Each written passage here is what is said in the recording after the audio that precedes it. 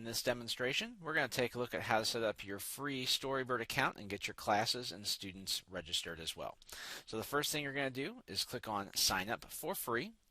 It's going to bring you into the sign up screen. You're going to want to choose teacher/class.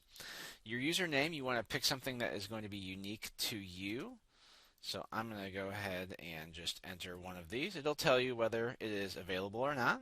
You're going to enter in an email address. This should be an email address that you use often. Could be your school email address. If you did want to use a personal address, you could. This is where you receive notifications and things like that. You're going to want to go ahead and enter a password. You may want to use a similar password to one you already have so that you can remember that. Then we're going to click on Create Account. It's going to go ahead and create the account for us. So now we're setting up our initial class.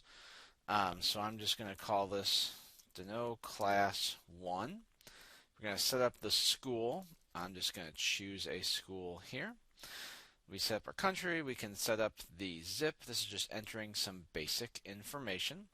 We then go to grade level. Select the grade level. Again, you could select other if you don't see the one that applies to you. I'm just going to choose a grade level. And then subject areas, I'm just going to put all because I'm teaching all subject areas as a 4th grade teacher. Then we're going to go ahead and click Create Account. We can then choose an avatar picture if we want to, but for now I'm going to go ahead and skip this step. And so now we are signed in and ready to go in Storybird. So the next thing we need to do is we need to create our student accounts. So here we go.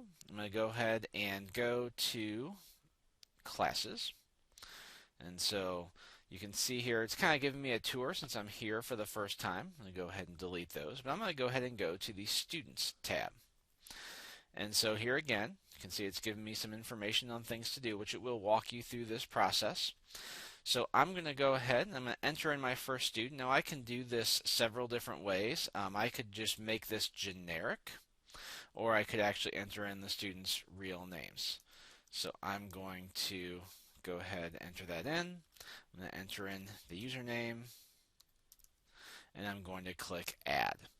And when I do that, it does give them an initial password, which you'll see right here. When the students log in, it'll then prompt them to create their own password, and you can manage that in your class however you would like.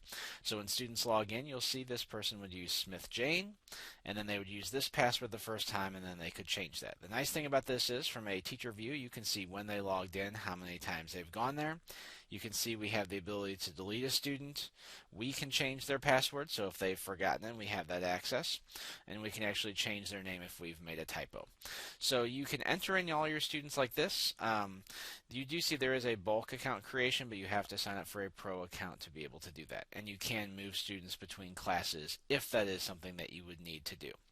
But in this case, once this is all set up, your students are ready to go, and they are ready to create their own Storybird stories. So that is all for getting your class set up and ready to go on Storybird. Now go create.